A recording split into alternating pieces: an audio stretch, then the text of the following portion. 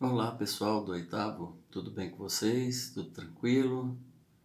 Vamos aí então dar continuidade ao nosso conteúdo e como nós falávamos de música na aula passada, nós vamos continuar ainda seguindo esse caminho. Só que agora nós vamos entrar na música já no século XX, na música popularmente dita como música popular brasileira, que não é a música popular em si, porque a gente vai ver outros estilos, mas nesse momento nós vamos ficar então entendendo como a música passou por aquela transição do século XIX, né, da música clássica, para chegar naquilo que nós chamamos hoje de música brasileira, genuinamente brasileira. Tanto que há uma necessidade, como eu coloquei aqui no título, olha, e está lá no seu livro também, uma exaltação ao Brasil.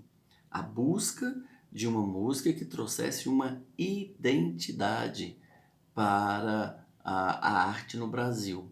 Então a música foi esse caminho, né, que eles começaram a trilhar, trazendo ritmos brasileiros, sons brasileiros, temáticas brasileiras, e ele passou a ser chamado então de uma música de exaltação a essa brasilidade, que é o que nós vamos ver. Então, começamos pelas trilhas sonoras. Já no início do século XX, eu coloquei aquela aqui no cantinho, não sei se dá para ver, depois você aumenta aí, mas é a música Aquarela do Brasil. A Aquarela do Brasil é cantada, recantada, em verso, em prosa, e ela é levada mundo afora já nesse período aqui, mostrando aquilo que o brasileiro tem de melhor, seu ritmo, sua alegria, suas cores, né? Então a Aquarela do Brasil é de 39, né, do Ari Barroso, então ela é um samba ali, tocado, mas uma mistura de ritmos, para dar essa cara da música brasileira. E a beleza do Brasil, ela é colocado aqui, né, com um sentimento de amor à pátria, né, falando da cultura popular, falando das festas populares, falando das cores do Brasil. Então, por isso que ela é chamada de música exaltação, para exaltar, para engrandecer, né, o nosso país. E atrelado à música Aquarela do Brasil, que é 39, logo depois, em 1942, a Disney lança uma animação que são 4 histórias, 4 pequenas historinhas que são interligadas por músicas. E são histórias independentes, cada uma se passando num país da América do Sul. Então, começa lá pelo Peru, passa pela Argentina, né, anda pelos Andes e chega no Brasil. Então tem uma parte desse filme que chama Alô Amigos, que retrata o Brasil. E quem faz essa apresentação é o Zé Carioca, que é um personagem da Disney que representa o personagem brasileiro, né? Com o ritmo, ele gosta de samba, ele é brasileiro, ele mora no Rio, no Morro, no Rio de Janeiro, né? E tem toda aquela questão assim que nessa época era muito bonito para a época. Eu falei, ele era um malandro carioca, né? Gostava de samba, gostava de futebol e tal, e criou-se essa mística em cima disso, né? Que o brasileiro é assim. E aqui no desenho, na animação, eles caminham pela praia de Copacabana, que logo na sequência aqui dessa imagem, esse pincel vem desenhando na tela o calçadão de Copacabana, e a música que toca nesse momento aqui do filme é justamente a Aquarela do Brasil. Então tem toda essa ligação. A Aquarela do Brasil, ela traz esse sentimento de brasilidade muito forte na arte, para quem viveu esse período dos anos 40, dos anos 50, a era de ouro do rádio. Então ela foi uma música que ajudou a difundir a cultura do Brasil. E o filme Alô Amigos também da mesma forma, né? O Zé Carioca vai apresentando para o Pato Donald o Brasil, o samba, a música, o futebol, as belezas brasileiras, as cores do Brasil. Então, as trilhas sonoras, já do início do século, ele trazia essa característica de exaltação ao nosso país. Aí a gente entra no chamado período do samba exaltação. né, do meu Brasil brasileiro, meu mulato tesoneiro, vou cantar-te nos meus versos, que é a característica da música Aquarela do Brasil, que é isso daqui. E aí vem o samba, período do samba exaltação.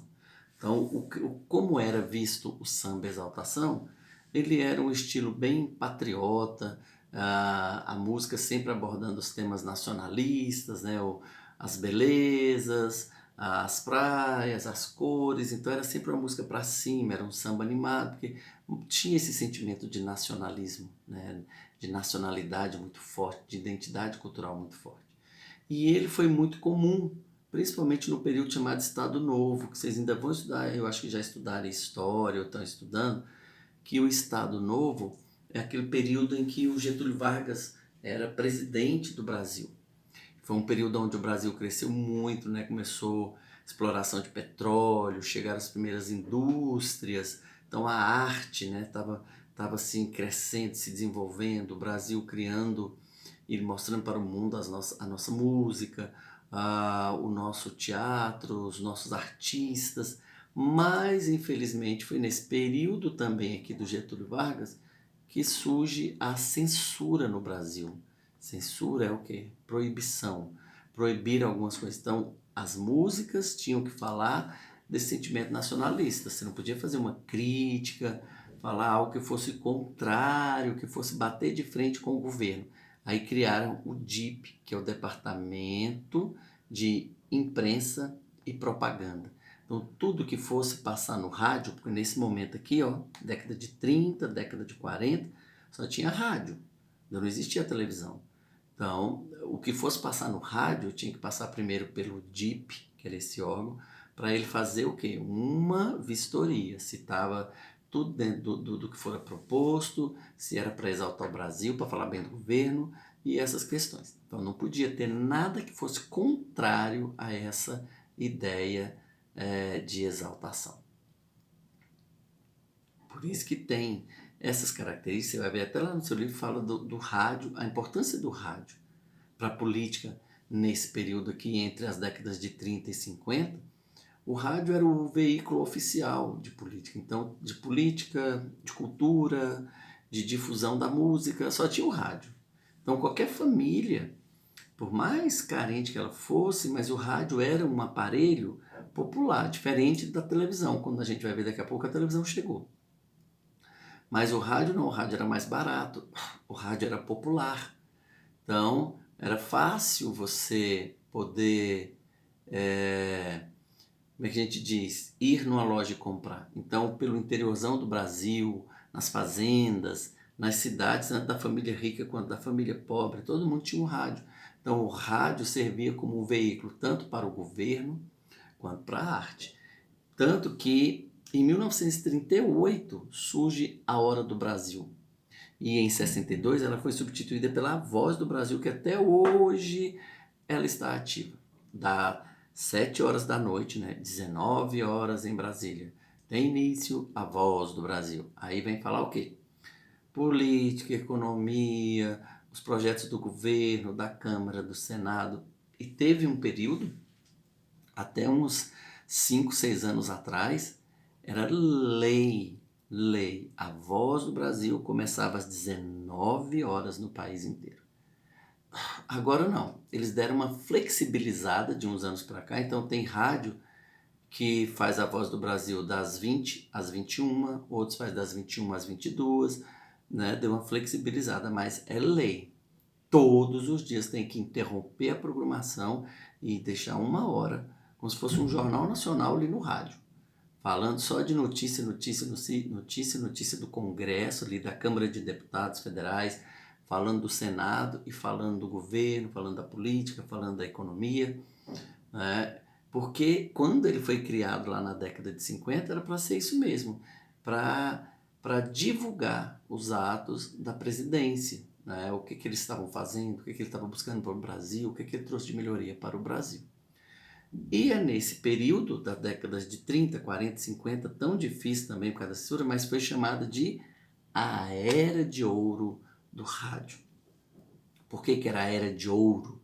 Porque o rádio era muito popular, o rádio, as pessoas podiam chegar nas suas casas, né, tomar o seu banho, depois sentava lá próximo ao rádio e ouvir o quê? As notícias do esporte, assistir às radionovelas, que era igual às novelas de hoje, só que a gente não tinha imagem, só tinha o som das pessoas lá interpretando.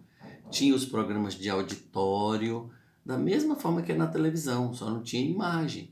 Então, a radiodifusão aí, das décadas de 20, 30, 40, então popularizou-se. Por exemplo, até hoje a gente tem o programa A Praça é Nossa, né? Lá no SBT, do Carlos Alberto, que ele fica sentado naquele banco e passa as pessoas ali e fica fazendo aquelas esquetes de comédia. Aquele programa surgiu aqui, ó, na década de 40 no rádio. Chamava Praça da Alegria. E aí foi passando, olha, passou de pai para filho. Então o avô passou por pai, que passou por filho. Então sempre foi da mesma coisa. O Carlos Alberto de Nóbrega, que apresenta hoje, ele recebeu o programa do pai dele, quando o pai dele aposentou, o Manuel de Nóbrega, que foi quem criou a Praça Nossa, lá, a Praça da Alegria, nesse período do rádio. Ele morreu, o Carlos Alberto assumiu.